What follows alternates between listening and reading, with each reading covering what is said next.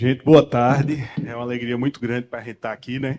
Contar um pouquinho do bastidor, viu, secretário? Me permita aí. Mas eu acho que tem uns 2 meses, né, Vivi, que você trouxe a proposta. Vamos montar um seminário de gestão pública. Eu disse, somente nesse tempo aí a gente só vai fazer isso.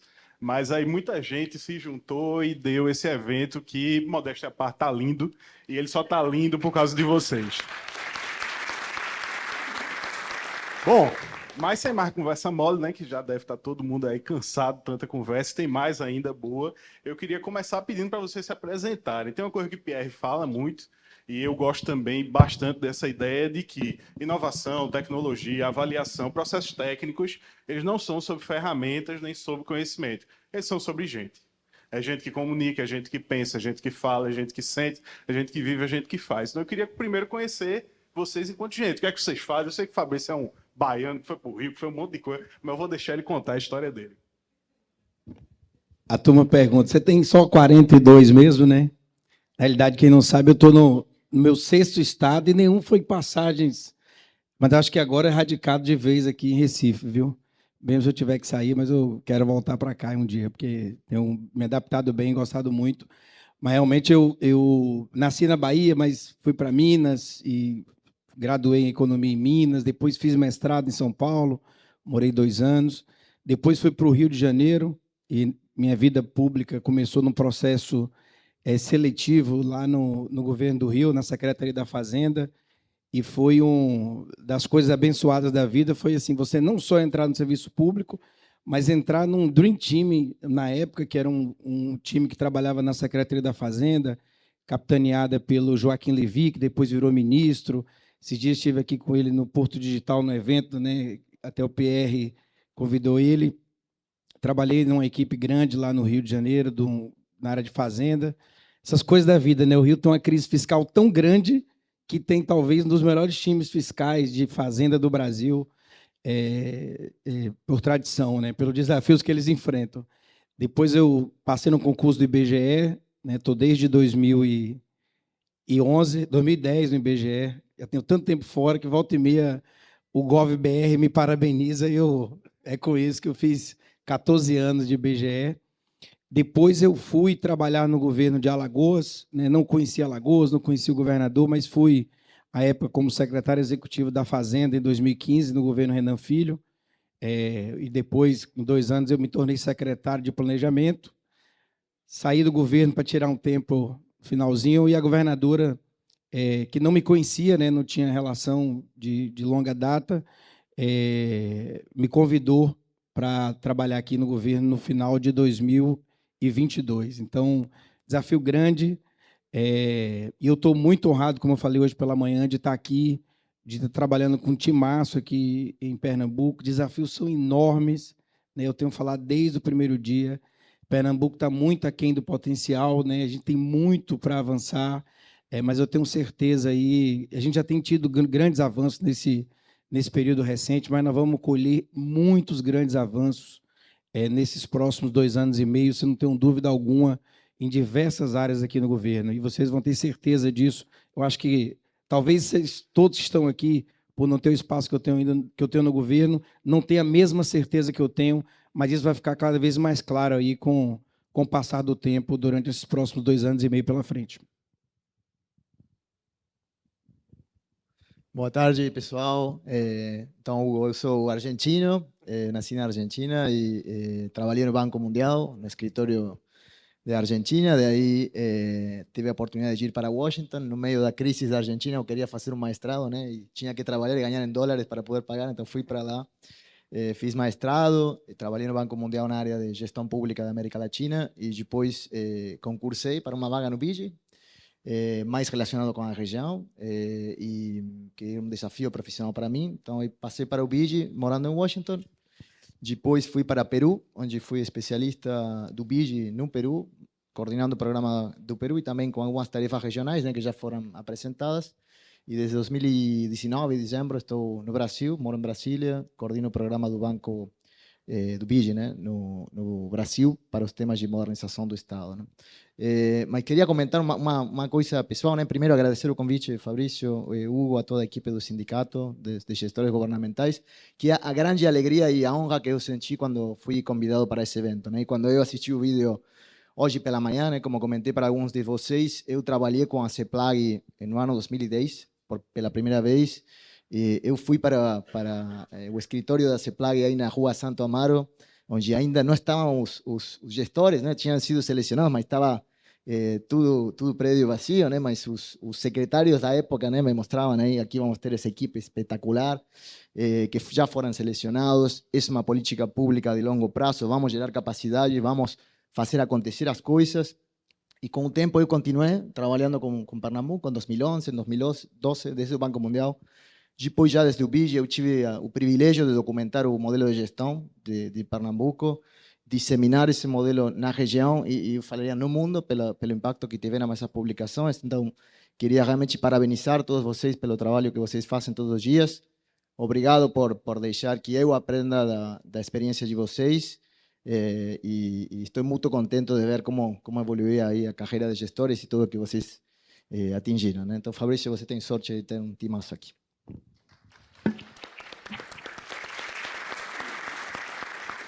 Bom, feitas as apresentações, a gente conhecendo melhor a história de vocês, eu queria começar com uma pergunta bem facinha, que inclusive a gente já trocou uma bola antes, que é: qual é a diferença entre monitorar, avaliar e por que é importante avaliar a política pública? Eu queria começar contigo, Mariano, porque tu...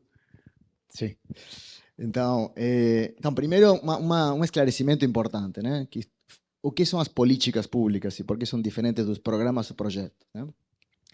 Quando o Hugo me convidou para vir aqui para falar de avaliação de políticas públicas, eu falei, olha, eu não acredito muito na avaliação de políticas públicas, né? Eu acho que existe avaliação de programas, existe avaliação de projetos, mas no nível de política pública, né, que inclui muitos programas, reformas normativas, iniciativas que são responsabilidade de uma autoridade política, como um presidente, um ministro, um governador, não tem muitos incentivos para serem avaliadas.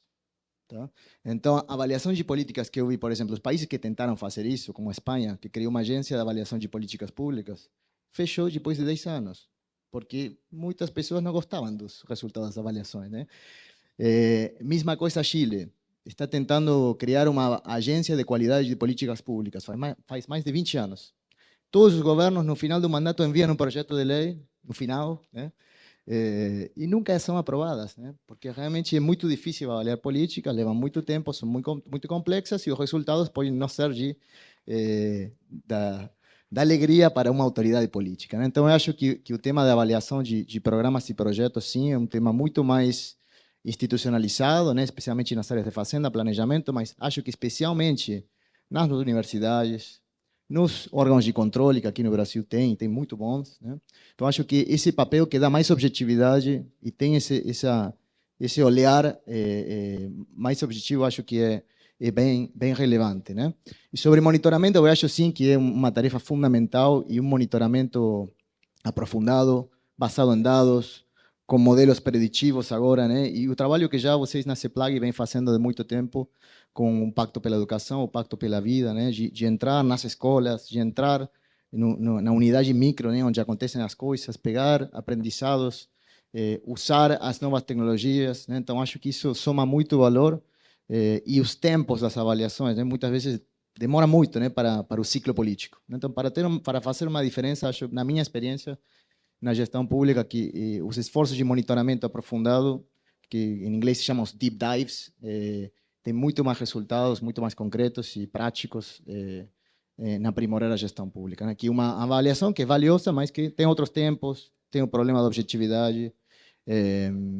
Bom, isso, para começar. Chefe, e aí? Eu acho que vou na linha complementar um pouco aqui o que o Mariano tem colocado. Também tenho muita dificuldade de acreditar em avaliação de política de forma muito abrangente. Na realidade, as forças que se tornam beneficiárias daquelas políticas ali, naturalmente resistem, se tem muita dificuldade no ciclo muito pequeno de governo, curto de governo, você fazer algo que seja muito disruptivo ou eventualmente extinguir, eliminar algo que tem ali que não seja bem avaliado. Inclusive, se vocês peguei recentemente no site de um governo que diz que faz avaliação de política pública, mas no final das contas ele publica lá no site de forma muito genérica, mas lá no fundo, efetivamente, ele não implementa o diagnóstico que foi colocado. Porque na hora da implementação, aí você encontra ali, você tem que ter quase um alinhamento dos astros para algumas situações para você conseguir implementar, eventualmente extinguir ou adaptar de forma mais aprofundada a algo que na avaliação não esteja adequado. Eu tenho uma leitura, e a gente tem visto muito isso, que eu acho que um caminho para você naturalmente ir fazendo as mudanças, reestruturando novas políticas, elas por força própria orçamentária e de outros recursos, e eliminando as políticas que não deram certo, que não dão certo, muitas vezes o caminho mais adequado é a gente ter um foco muito certo em resultados de política pública. E aí não são resultados mais específicos. Eu estou colocando, a gente precisa mobilizar os governos em torno de grandes resultados de políticas públicas. E aí eu tive um exemplo essa semana, a gente esteve lá em governo, muita gente do governo esteve em Brasília, no ranking de competitividade dos estados, e aquilo é um instrumento muito mobilizador para fazer alteração, para fazer desenho de políticas públicas, novas políticas públicas, e, naturalmente, eliminando ali, por consequência, políticas que são inadequadas ou que já não têm validade. Então, vou dar um exemplo aqui para vocês, muito claro. Assim, quando a gente olha os resultados do Ceará na educação pública, o Ceará tem um dos menores orçamentos públicos per capita. Quando a gente pega orçamento público de São Paulo, Santa Catarina, Paraná, pela população, e compara aí com os outros estados, o Ceará tem um dos menores orçamentos per capita, inclusive menor do que Pernambuco, e tem alcançado resultados na educação muito diferentes dos demais estados, totalmente diferente. E ali ele mostra naturalmente, e aí não é uma discussão, no sentido que para um gestor acadêmica, para um desenho de uma política pública. Ali você tem um foco em resultados. Quando você faz um projeto em que você olha um estado como o Ceará e você percebe que, se o Ceará conseguiu com as condições que tem, outros estados podem conseguir. E, a partir daí, você começar a mobilizar agentes internos, mobilizar toda uma comunidade para debater em profundidade novos programas, isso, por si só, vai gerar naturalmente uma discussão e uma avaliação dos programas existentes. Então, isso é muito importante. Eu acho que a gente precisa, além do modelo tradicional de avaliar programas, a gente precisa ter um foco muito grande, um debate muito aprofundado. Eu estou colocando, aproveitando esse momento aqui, que é algo que a gente vai precisar fazer daqui para frente. O governo tem 1 ano e meio, o senhor colocou que chegou no ano passado, sentiu o governo no início e tal. Isso é natural. O governo ele começa a se assentar com mais clareza ali no meio do 2º ano, e o momento é o mais oportuno. Inclusive, esse evento ele é muito oportuno pelo tempo dele. Talvez não teria o valor se fosse feito ano passado, pelo menos para o governo atual. Ele é um momento muito importante, e a gente vai precisar se mobilizar em torno de grandes agendas no governo do Estado, mobilizar os atores e, naturalmente, a partir desse debate, a gente conseguir fazer essas avaliações. Só para encerrar, é o caso de Pernambuco. Pernambuco, que tem considerado, pelo critério do IDEB, a melhor educação do ensino médio do Norte e Nordeste, né? Do outro lado, tem cobertura baixa no ensino fundamental, avaliações baixas no ensino fundamental, baixa cobertura de creche, e isso, provavelmente, não aprofundei, nunca discuti com quem tem colocado, é uma das principais explicações de Pernambuco, apesar de ter uma avaliação altíssima, tem se mantido estável, sem crescer nos últimos 3, 4 ciclos, né, Eduardo? Aproximadamente. Tem 3 ou 4 ciclos, que a gente chegou no topo ali em 2015, na avaliação do IDEB, e tem andado de lado. Tem se mantido na melhor posição do Norte e Nordeste, mas muito provavelmente, se a gente não fizer uma mudança radical nesse ano e no próximo, nós vamos ficar para trás aí, em grande parte porque não investimos na educação fundamental, nessa coordenação. Então, esse é um bom sinal, olhar esses grandes resultados. Tá? Perfeito. Eu acho que essa parte de avaliação de sistemas, né, ela é mais desenvolvida no Brasil, né? Então você tem uma estrutura de avaliação do sistema educacional, você tem uma estrutura de avaliação do sistema de saúde, do sistema de segurança, de alguma forma, por aí vai. Eu queria, Mariano, voltar um pouquinho na coisa do deep dive que tu colocou, né? O mergulho profundo, que é um conceito que ele surge aí meio que para ligar monitoramento e avaliação. Então, avaliar a política é difícil, avaliar programa é intenso em conhecimento, mas esse deep dive é uma alternativa. E aí eu lembro de quando a gente começou, Eduardo tá ali, o chefe citou, eu vou citar também, 2015 foi Eduardo, a gente entrou no carro e foi-se embora para o sertão para entender o que é que as escolas faziam, o que é que gerava esse resultado. E hoje a gente está vendo cada vez mais uma utilização de modelos etnográficos, de modelos de busca ativa, de tentar ir lá e entender o que funciona e o que não funciona na política pública. Então eu queria perguntar, é um caminho, e se é escalável, como é que a gente escala isso? Obrigado.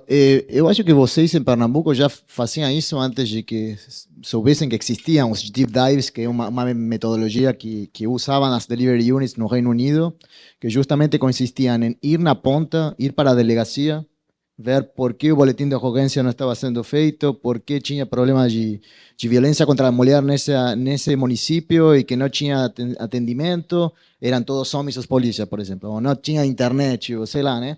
Então, esse tipo de exercício, né, de ir na ponta, ir com as pessoas, com suas famílias, né, com os alunos, entender qual é a situação, fundamental. Né? Onde vai, normalmente, a área responsável pela política pública, que finalmente pode ser a Secretaria de Educação ou Segurança, mas junto com uma equipe do centro de governo, né? Que seria a CEPLAG nesse caso. E realizam esse tipo de avaliação rápida de 4 a 6 semanas. E o objetivo não somente é encontrar onde vocês podem ter problemas ou desafios, mas também achar as boas práticas. Onde está dando certo? O que vocês estão fazendo diferente desse outro grupo aqui? Não? E nas áreas de segurança, educação, saúde, tem a vantagem que tem muitos centros, né? Muitas unidades que prestam esses serviços, então é mais possível comparar. E uma coisa que também aprendi aqui com vocês em Pernambuco, né? A importância que nesse tipo de setores, né? Os professores aprendem dos professores, os polícias aprendem dos polícias, não gostam de aprender dos gestores, né? Então, colocar em contato esses profissionais dessas áreas que são bem ciúmes, né? São mais territoriais, é fundamental e os deep dives justamente vão nessa linha e, obviamente, as novas tecnologias, ter bons sistemas de informação e ter pessoas que possam fazer essa gestão dos dados é fundamental, né, para poder aproveitar o potencial que tem esse tipo de análise. Né? Acho que isso é uma vantagem que vocês talvez não tinham 10 anos atrás e que tem agora e que possibilita uma análise muito mais detalhada, muito mais proativa e muito mais preditiva. Né? Um exemplo do uso dessas tecnologias na Argentina, por exemplo, para o tema de prevenção de gravidez adolescente. Né? Então, ter dados de mulheres, por exemplo, no ensino médio, com muitas características diferentes, né? que captavam nesses bairros populares, se chamam na Argentina, tipo favelas, né? E com isso identificar um modelo preditivo que quantas chances tinha essa pessoa específica em ficar grávida antes dos 17 anos. Né? E com isso entrar com políticas públicas proativas para esses segmentos da população, com educação, com material, enfim, com diferentes intervenções que te permite esse uso de dados. Né? Perfeito. Chefe, eu queria voltar no seu ponto antes de ir para esse. Se quiser ir para o Deep Dive também, tá ok. Mas quando você falou aí, uma parte que é muito importante, né? Às vezes a gente entende a avaliação da política pública como se ela tivesse o poder de resolver o problema social, e não é bem isso, né? Aí várias vezes você avalia uma política pública e tá, mas o problema social continua lá, a pessoa continua com fome. O que é que você vai fazer em relação a isso? E aí foi muito legal quando você citou, como é que a gente tem que ter uma maturidade, um discernimento, uma construção para retirar aquela política, aquele programa e colocar outro no lugar. E aí Mariano falou até dos ciclos, né? Muitas vezes a avaliação demora e você tem um ciclo anual de planejamento, de orçamento. Eu queria que tu aprofundasse mais um pouquinho essa conexão.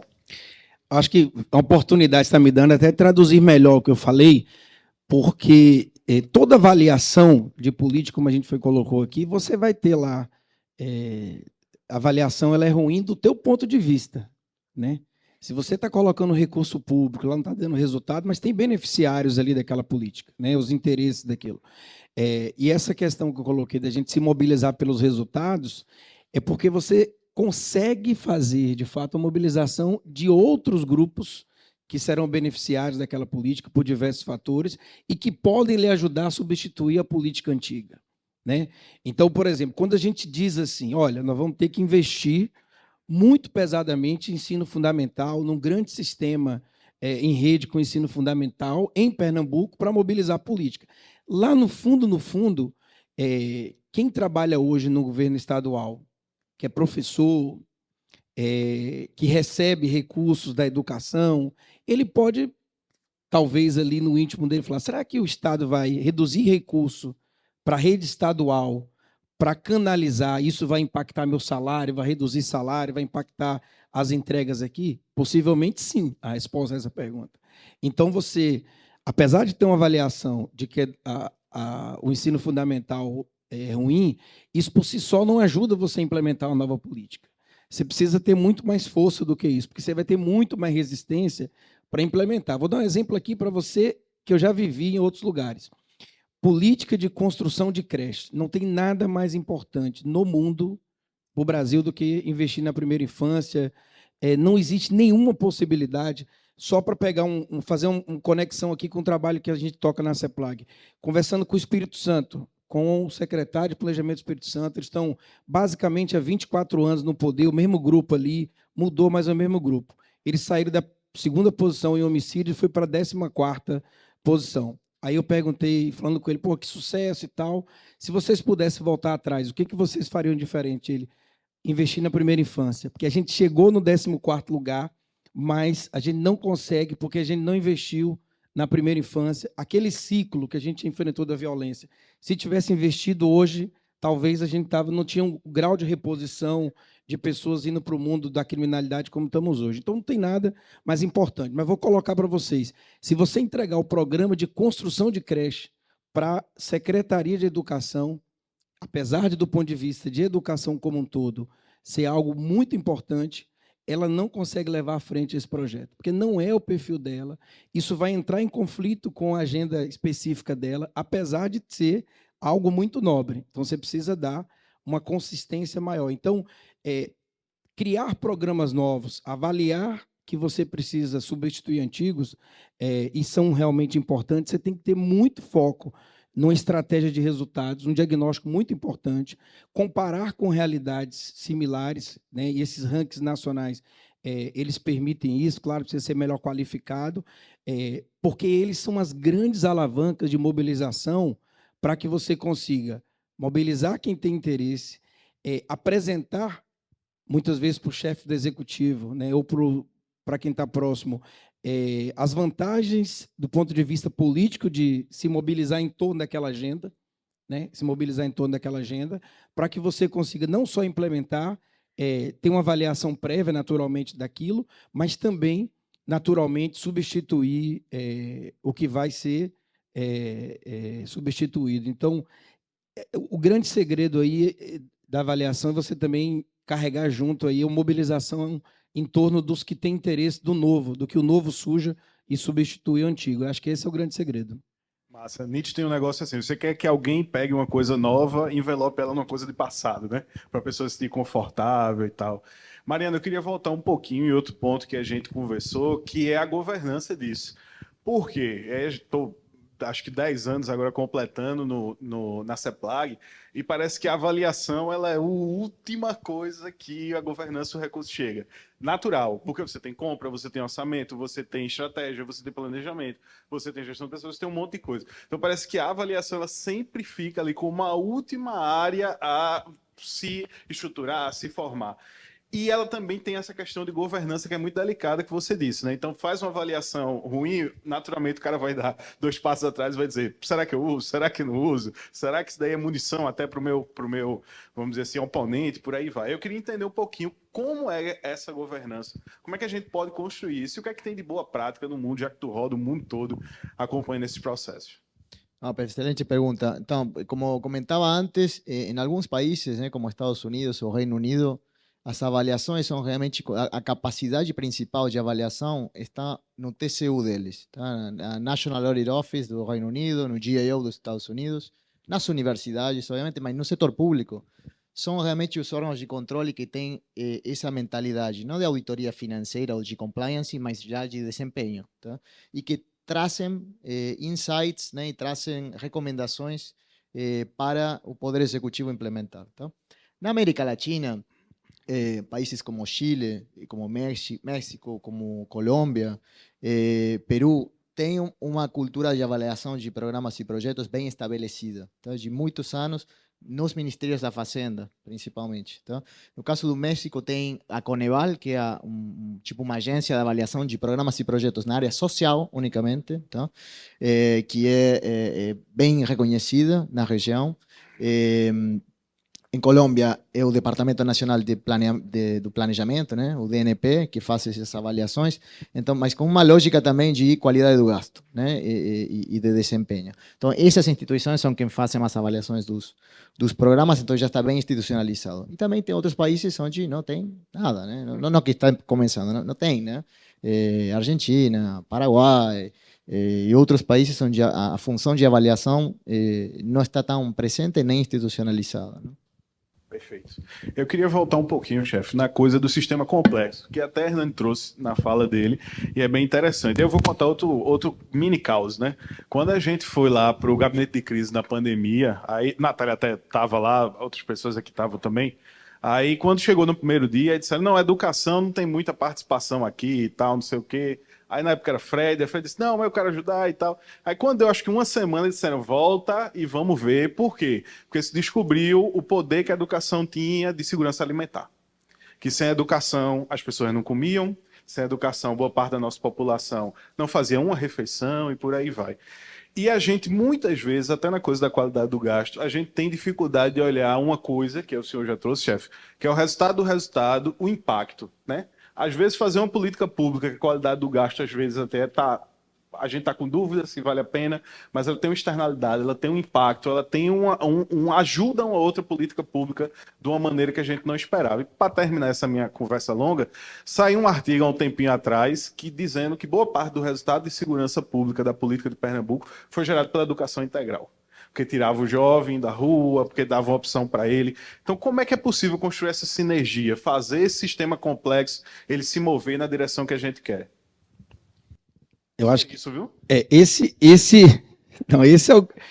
é o grande segredo das angústias minhas no dia a dia. Porque, no fundo, a gente tem um diagnóstico ali de várias frentes, né? Mas você precisa não só ter capacidade de ver a alavanca, né? Ou seja, olhar assim, para onde é que num sistema desse... Porque, assim, se você tem um sistema que naturalmente se reproduz em resultados negativos, ele tem um loop de reforço aí muito forte. E não adianta você querer, com vontade e sem muita capacidade de articulação, reverter esse fluxo, né, de um ciclo de autorreprodução negativa, de um ciclo vicioso para um ciclo virtuoso. Então, o primeiro olhar é você ter muita capacidade de ouvir, de estudar, muita preparação para enxergar se existe, onde estão os pontos de fragilidade ali, de alavancagem, para eventualmente ter condição de reverter. Esse é o primeiro ponto. O segundo é o momento. Não adianta, porque muitas vezes tem coisas, a gente até usa a expressão muito no Brasil, no tempo de Deus, porque é mesmo, porque tem coisas que você faz a mesma forma e não dá resultado. A gente vê muito isso em política pública, né? Você trabalha ali, você trabalha 1 ano, nada, 2 anos, nada, por uma situação que você muitas vezes surpreende, muito rapidamente ela consegue ali, você consegue mobilizar e ela entrar numa outra trajetória. Porque são condições ideais ali que foram estabelecidas para que aquilo ocorresse. Mas você pode também, e deve, enquanto gestor, buscar identificar várias alavancas aí que podem se combinar, né, se auto-reforçar aí para atingir isso simultaneamente. É o caso, você pegou o caso específico, é o caso da violência em Pernambuco, né? Ontem, no mesmo exemplo lá do evento do ranking, você pegou um governador com um pensamento mega, super tradicional pela formação dele, do ponto de vista de segurança pública, pela plataforma política dele é polícia e bala, mas na hora do discurso, eu sempre acompanho a plataforma dele na política, e ele, quando foi falar no ranking de competitividade, falou, olha, o meu estado hoje é um dos menos violentos do Brasil. Aí eu imaginei, pô, ele vai falar que é por causa da polícia, é por causa daquilo. Ele falou assim, mas é porque é o estado que tem o menor desemprego do Brasil, né? Então, assim, ele falou, olha, lá no meu estado teve o segundo maior, talvez um dos maiores Réveillons esse ano, com 1 milhão de pessoas na praia. Teve o roubo de 2 celulares, 1 milhão de pessoas, e 2 horas depois foram encontrados 2 celulares. E ele falou, isso se deve a uma única coisa, desemprego. Nós temos o menor desemprego, então assim, não tem... Então ele mesmo reconheceu que não tem outra coisa, outra política mais relevante do que geração de emprego. Então a gente tem, no caso da segurança aqui, a gente tem que trabalhar com diversas frentes simultaneamente e precisa agir rápido para que os resultados aconteçam e as pessoas não se esmoreçam das suas ações. Porque se você, muitas vezes, faz um esforço por uma frente, que ela depende de outras frentes simultâneas, e você, enquanto gestor, sabendo disso, você não mobiliza, você tem muita chance de perder o engajamento na frente principal. Então, por exemplo, no caso da segurança agora, aqui em Pernambuco, a gente começou ali, está no 4º mês de reversão dos índices de violência, com resultados ali muito importantes. Tudo indica que a gente vai ter daqui para frente, nesses próximos meses, resultados sempre melhores do que o ano anterior. Mas se a gente não trabalhar em outras frentes muito importantes, uma delas que a gente está cuidando muito, que é com a justiça, né, com o sistema da justiça, a gente tem o monitor da justiça, que já é uma realidade em Pernambuco, mas muito aquém ainda do que deveria ser. E nós estamos, depois que os resultados apareceram, a gente está muito fortemente com a justiça, dizendo assim, amigo, se vocês não estiverem juntos, vocês não vão estar nessa foto do resultado depois. Nós estamos aproveitando o resultado, e o Gilberto sabe bem disso, temos conversado pessoalmente com o chefe dos poderes, olha, essa fotografia aqui, daqui lá na frente, se vocês não entrarem muito forte agora, contribuindo, melhorando a gestão do sistema, focado da gente conseguir não só ter Pernambuco como estado que tem uma das maiores taxas de resolução de inquérito com autoria, que já vem lá do Pacto pela Vida, que tem as digitais aí, todas as digitais do trabalho que a CEPLAG vem fazendo, que conseguiu chegar a esse resultado. Mas se daqui para frente vocês não conseguirem trabalhar, a gente não conseguir aperfeiçoar, a gente não vai conseguir manter esses resultados. E aí, fazendo um gancho aqui com o Mariano veio aqui ontem, teve uma reunião com o Tribunal de Justiça, porque o governo do Estado vai autorizar, depois de 2 anos, e nós estamos criando as condições para isso, para o Tribunal de Justiça fazer uma captação de 40 milhões de dólares, muito focado num grande impacto de transformação digital para a área de justiça do Estado, e que nós já pactuamos com o tribunal que tudo isso tem que ser considerado nessa transformação digital, a questão da violência, em especial do crime contra a vida. Então, isso é um exemplo de várias políticas que nós temos que trabalhar simultaneamente com o Tribunal de Justiça, ampliar o trabalho da educação, e algo que a governadora está pedindo muito para a gente formular. Eu tenho conversado muito com o secretário de Educação, mas ele está pouco tempo no cargo, mas é um grande especialista, que é criar um grande programa inovador, não tradicional, de EJA, porque também um dos grandes desafios que você está colocando é que nós temos a 3ª maior juventude, percentualmente, sem emprego e sem estudo no Brasil. Nós somos, que é o neném, que na realidade o correto era a gente falar até sem, né? Porque a gente usa o cara sem emprego e sem trabalho, o cara não tem essa oportunidade, né? Então nós estamos focados em desenhar um programa, mas não pode ser um programa tradicional, porque não vai dar certo, tem que ser algo novo, e que certamente esse grupo todo que está aqui precisa ser ouvido para ajudar a construir um programa aí para a gente colocar esses milhares aí de pernambucanos de 15 a 29 anos que hoje não tem emprego e nem tem estudo e estão fora da escola, que é um ponto muito importante para a gente reverter e consolidar de uma vez por todas esse quadro de redução da violência aqui. Perfeito. Essa parte acho que é muito legal, né, da sinergia do EJA. Pernambuco, historicamente, tem uma matrícula líquida muito baixa, muita gente não passa de um nível para o outro, e esse caminho aí é bem interessante. Mariana, eu queria te perguntar outra coisa, né? Você estudou em Maryland, né? E Maryland foi um dos primeiros sistemas de gestão por resultado, desse monitoramento intensivo, né? E acho que você conheceu isso bem de perto. E uma das discussões que tinha lá é a relação entre resultado e iniquidade, né? Resultado e a qualidade percebida pelo cidadão, ou a construção do resultado a partir de algumas unidades de excelência, que várias vezes isso termina acontecendo, né? Políticas que vão ser concentradas, focalizadas em um grupo, esse grupo vai gerar muito resultado, mas quando você sai daquela lupa, outras situações elas não estão gerando tanto. Se essa pergunta também é tranquila, eu queria que você desse uma respondida para a gente. Não, perfeito. Essa é uma das, esses modelos, né, em Maryland se chamou Performance Stat, né, que foi o governador O'Malley, que primeiro foi prefeito de Baltimore, depois está a série The Wire, para quem não assistiu, recomendo, uma série de gestão pública. Depois foi para o estado de Maryland para implementar o Performance Stat, que é um modelo de gestão similar ao Pacto pela Vida que vocês tinham aqui, né, o Pacto pela Educação, e que tinha também eixos específicos, né? Quando você tem um modelo de gestão de prioridades, você tem algumas prioridades, né? E dentro dessas prioridades você também foca ainda mais, né? Então, essa é uma das desvantagens disso, né? Que você pode conseguir muito resultado num tema muito concreto, mas descuidar, né? Ou não prestar tanta atenção política e, por isso, diminuir o desempenho em outras áreas, né? Isso, obviamente, não é o objetivo final, mas sim acontece às vezes nesse tipo de modelos de gestão. Aí, para mim, a chave é determinar bem quais são essas prioridades, né, e saber até onde você pode chegar com sua equipe. Mas assim, não tenho uma resposta para isso, né, realmente. Mas foi assim exatamente, como você falou. Não tem uma receita de bolo, né? Não. E essa questão, Marino, só aprofundando mais um pouquinho, como é que tu relaciona isso com a construção de portfólio? Até pela tua experiência no banco, né? Muitas vezes o Estado precisa captar recurso para conseguir fazer um investimento. Hoje de manhã os meninos falaram sobre isso, né? A disponibilidade de orçamento para investir é muito baixa. Então, como é que a avaliação ela pode entrar como uma forma de fazer escolher melhores para esse investimento e garantir com que essa falha de desenho que você acabou de falar, ela seja minimizada de alguma forma?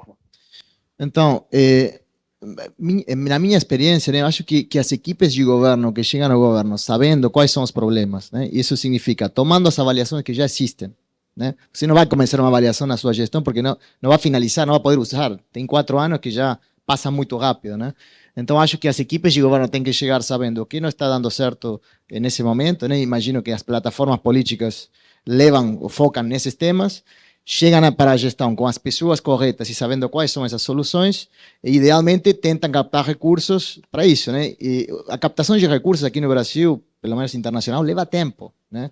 Então, para um Tribunal de Justiça não muda muito porque tem muita estabilidade no tempo, né? Mas para um poder executivo, se você capta um recurso e leva 2 anos de captar, se você não é reeleito, quem vai usar esse recurso é quem vai chegar depois, né? E tudo bem, porque finalmente é o Estado que tem que se beneficiar disso, né?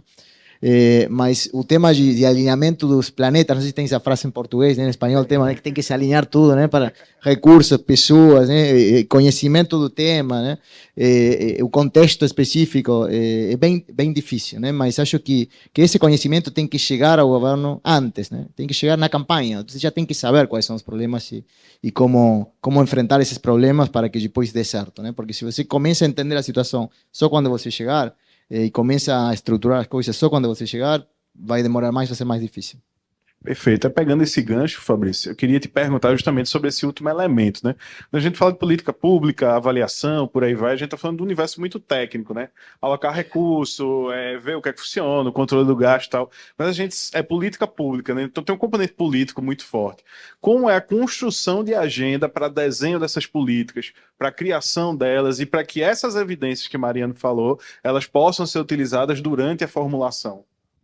Eu pegar o caso aqui, o exemplo real que eu tenho vivido aqui em Pernambuco, mas não é exemplo do Brasil. Por exemplo, a gente tem trabalhado aí fortemente nesse 1 ano e meio para tirar do papel políticas públicas que traduzisse o plano de governo da governadora Raquel Lira. Mas a governadora Raquel Lira, ela é um caso único no Brasil, talvez, de querer, de fato, cumprir fielmente o plano de governo. Porque no Brasil isso não é uma verdade, né? Eu já vivi aí em vários estados, como eu falei no início aqui, muitas vezes os governantes fazem plano de governo, mas não desenham naturalmente com base naquilo, é uma plataforma para se eleger. Então aqui a gente trabalhou nesse 1 ano e meio para traduzir o plano de governo em novas políticas, algumas já estão implementadas, já estão rodando, outras serão lançadas agora nesse segundo semestre, muita coisa será lançada agora nesse segundo semestre, uma parte pequena será lançada ali no começo do ano que vem. Então, acho que tem esse desafio. A experiência acumulada no governo do Estado, pelos gestores que têm participado dessa construção e da própria também vivência da governadora como servidora do Estado, fui procuradora de Estado, fui procuradora chefe ali da assessoria do governador Eduardo. Isso tudo tem contribuído para que a gente consiga construir políticas públicas aí do que já deu certo, ajustar o que eventualmente experiências, né, que poderiam ser complementadas.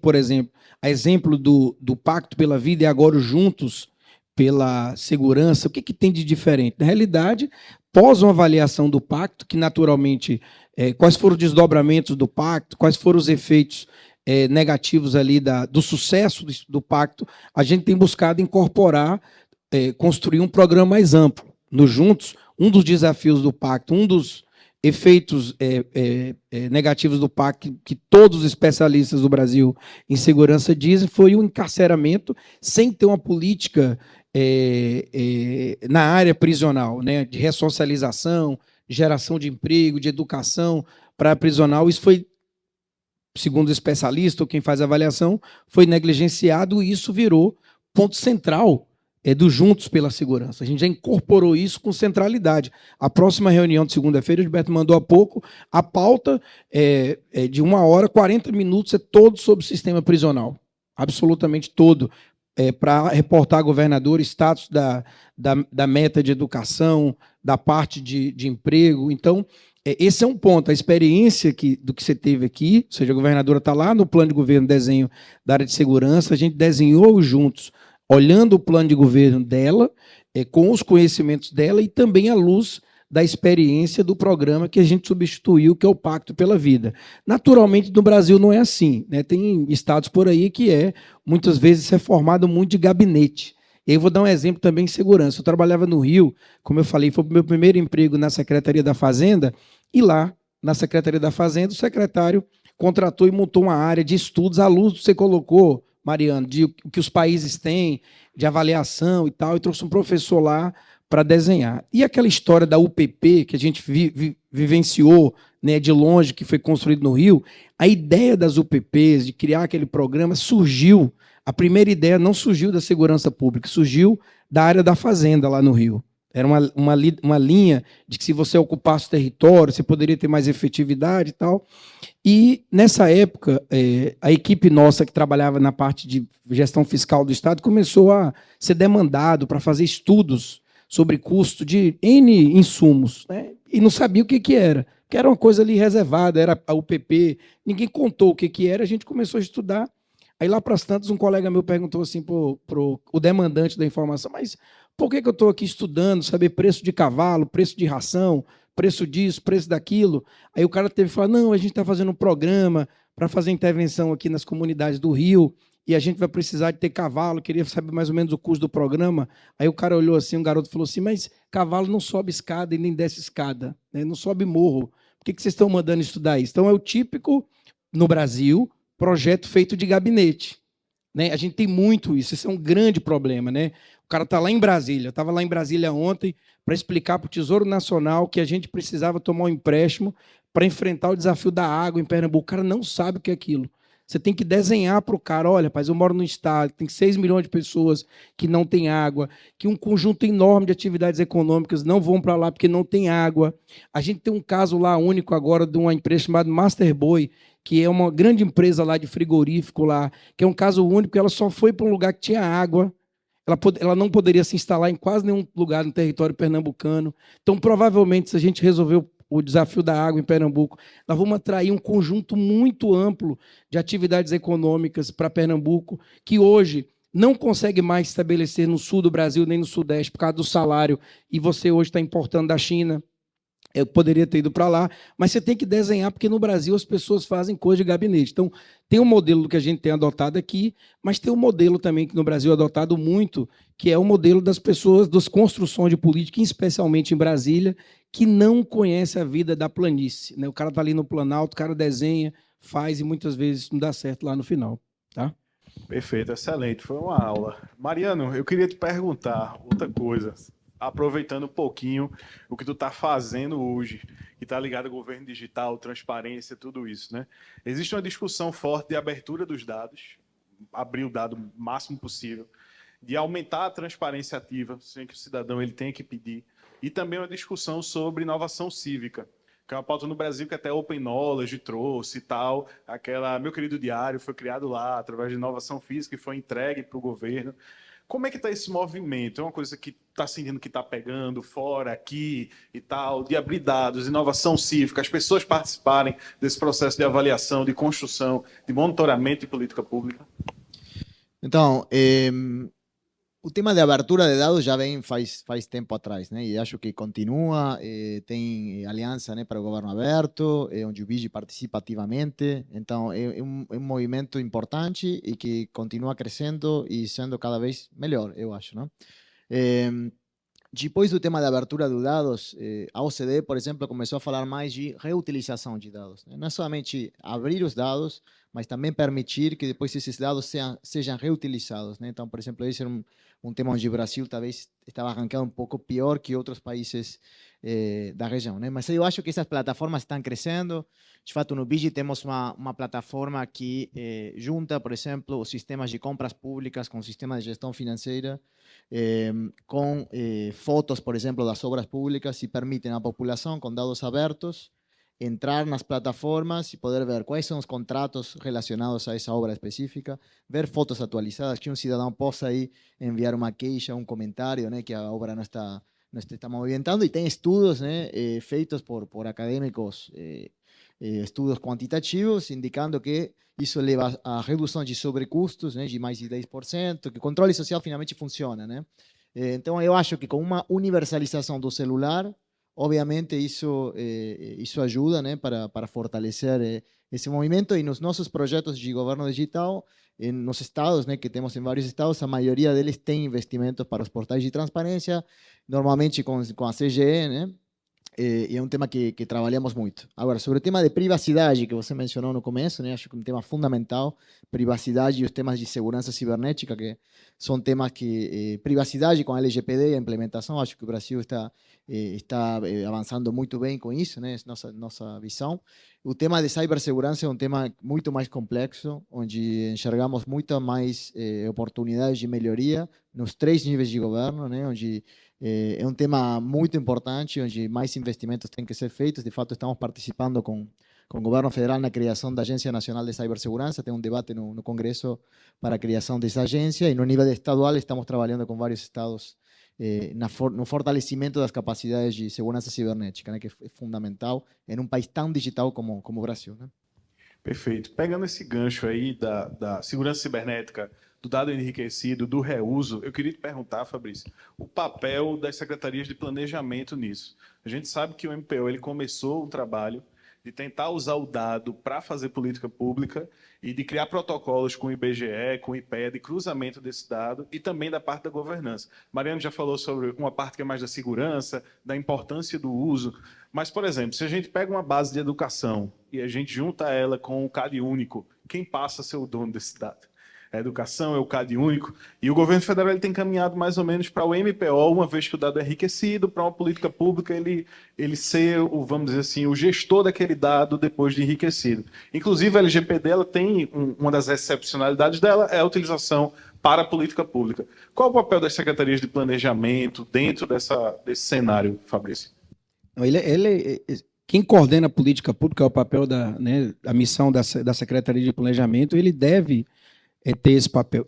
No caso de Pernambuco, a gente já tem esse papel, talvez a gente até fez um debate sobre isso, né? Tentar uma proposta, a gente normatizar para reforçar esse papel. Eu tenho trabalhado um pouquinho na discussão com a ATI, do Big Data PE, a gente precisa agora aproveitar, acho que o momento do governo é propício para a gente fazer um avanço em relação a isso e ter condições de termos uma estruturação de informações para a tomada de decisão de forma mais relevante. E aí eu queria aproveitar para dizer para vocês o exemplo que eu dei de você ranquear, de você comparar, de você trazer, muitas vezes, para o gestor, o chefe do executivo, o desconforto da avaliação. Vou dar 2 exemplos que eu vivi. Um, sobre dados abertos, quando começou a pandemia, a Open Knowledge criou um critério de transparência sobre dados da pandemia. Você certamente viveu isso, estava trabalhando... produzir o painel, mas tinha N critérios para você ser... E ninguém tinha capacidade de fazer daquele jeito de primeira tão rapidamente. E eu estava lá na época coordenando a parte de dados da pandemia lá em Alagoas, e o governador falou assim, ó, não mediu esforços, falou assim, ó, tiver que demitir o secretário aí de saúde para... Não falou desse jeito, mas assim, para a gente construir essa capacidade, você tem 7 dias para fazer Alagoas sair da última posição para pelo menos nos top 10. Então a gente teve que contratar gente, criar capacidade, criar fluxo de trabalho, uma operação de guerra. Em 7 dias, a gente criou uma capacidade da própria saúde analisar os seus próprios dados. Isso depois virou, ela teve capacidade de criar painéis, de entender fluxo, saber por que você coleta informação para ter informações estratégicas. Isso feito num ranking como a Open Knowledge, que forçou o Estado, criou um desconforto do chefe do executivo, porque a partir dali você poderia ter uma leitura de que o Estado estava escondendo alguma coisa da pandemia, que estava escondendo, né, naquele debate sobre se tinha morte ou não tinha.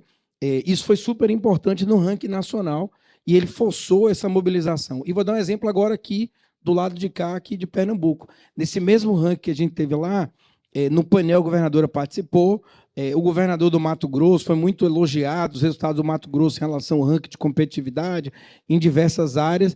E aí ele deu um exemplo, falou assim, ó, nós temos um centro de inteligência que a gente criou lá e explicou um pouco esse centro de inteligência.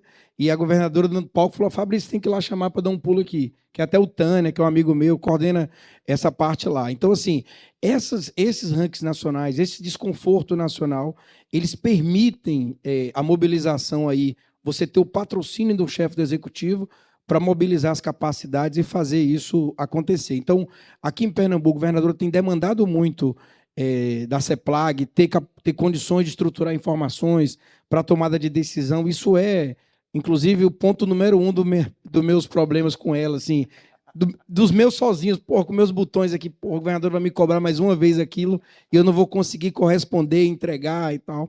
Mas muitas vezes, o fato dela só comigo cobrar, apesar do meu cargo, apesar das capacidades, da força que a CEPLAG tem, muitas vezes é insuficiente para você fazer um movimento numa força que precisa. Muitas vezes é mais importante até ela, né, a gente trazer ela para verbalizar e criar aí uma força-tarefa muito ampla, porque o desgaste de pessoal para você fazer a disrupção que a gente precisa fazer em Pernambuco é muito forte. Não é algo simples, não é só um decreto, não é só ter ali pouca gente na CEPLAG, 10, 12, 15 gestores, não vai conseguir, no tempo que a gente precisa, fazer essa virada de chave que ela precisa. A gente ainda não está, na minha leitura, não estou com a condição ainda para botar a governadora numa agenda dessa, para ela colocar todo mundo, todos os gestores que precisam de desconforto em relação a isso. Mas a mobilização do chefe do executivo para botar força nisso, e aí o maior exemplo disso, para fechar, que eu tenho visto, que pode gerar um resultado ali, mas é uma compra muito pessoal dele, é do governador do Piauí. Ele é um cara de carreira, ele fez uma leitura, ele foi convencido, eu conversei pessoalmente com ele sobre isso, ele foi convencido até por um economista famoso, que é o Zé Roberto Afonso, que é o pai, que é o cara que construiu a lei de responsabilidade fiscal. Ele conseguiu convencer o governador do Piauí e falar, governador, o senhor não vai conseguir entregar o que o senhor quer entregar, porque o recurso do Piauí é muito pouco para o desafio, para a plataforma de governo tua. Agora, se tu investir pesado em transformação digital, você pode diminuir esse gap. Então, assim, o governo do Piauí, e aí é uma entrada muito dele, ele se convenceu, o governador, e ele foi secretário de Fazenda, ele sabe das restrições fiscais, né, de um estado, ele é um dos caras que está muito convencido a fazer isso, mas isso vai nos ajudar. Esse movimento dele, os resultados que o Piauí já começou a alcançar nesse primeiro ano, e a gente vai ver isso um pouquinho em 2, 3 anos, isso pode ser um mobilizador aí também para outros governadores entrar com a mesma força que o Fonteles está entrando lá no Piauí, nessa agenda de transformação digital, de ter dados, de ter times muito empoderados, direcionados para isso. Tá? Perfeito. A gente sabe que em política pública, uma das principais forças que move, né, é a imitação. Né? Tem até um termo que chama gaiola de ferro, ou isomorfismo institucional. Um cabra inventa uma coisa, o outro vai lá e quer também e tal. Eu acho que isso é bem interessante.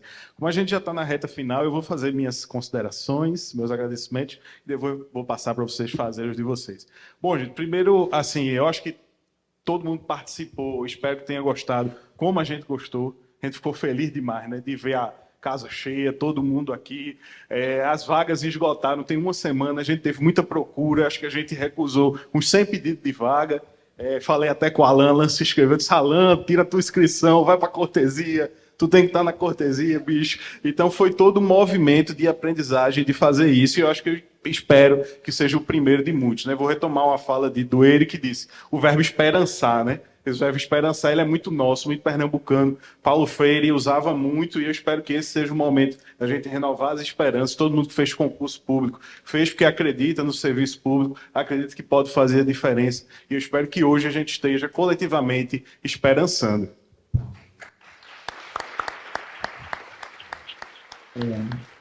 Realmente, quando eu estava ali, eu imaginando aqui, eu tenho acompanhado muitos eventos aí, mas o nível desse evento, a qualidade, eu olhei assim e falei, rapaz, a turma ficou muito tempo fazendo isso aí. Eu imaginei que tinha sido muito mais que 2 meses. Quando vocês falaram 2 meses, eu falei, é muito melhor do que eu imaginava, porque se eles fizeram isso em 2 meses, eu estava achando que tinha sido uns 6 meses, pelo nível aqui. Mas primeiro, muito honrado de participar.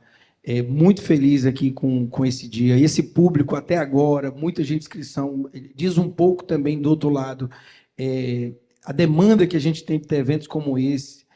Algo que eu tenho pensado muito, mas não consegui ainda também tirar do papel, é a gente trabalhar para ter condições de trazer para Pernambuco interações com carreiras de outros estados, né? Eu estou à frente do Conceplan, esse é um dos maiores desafios que eu tenho lá, que era criar, de fato, uma grande comunidade no Brasil em torno das carreiras instituídas, para que esse móvel, estava falando com o Mariano ali, para que a gente consiga fazer essa integração de tanta gente boa. Eu conheço tanta gente boa em diversos estados, que dariam aí um ganho enorme para que a gente criasse, avançasse essas comunidades. A gente tem muitas coisas específicas em Pernambuco e que certamente iriam aí inspirar muitos outros servidores.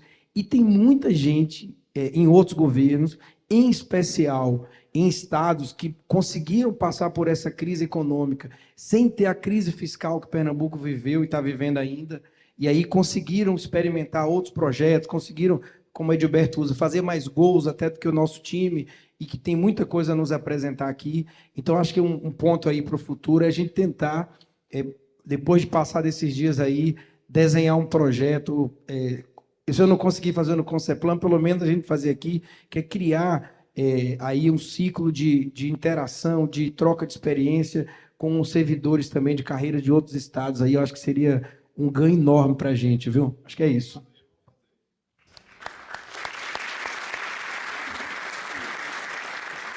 Por lado, parabenizar novamente pelo evento, né? A Sindicato de Gestores Governamentais, a CEPLAG, agradecer o convite. Obrigado, Fabrício, Hugo, Viviane. Para mim, prazer estar aqui.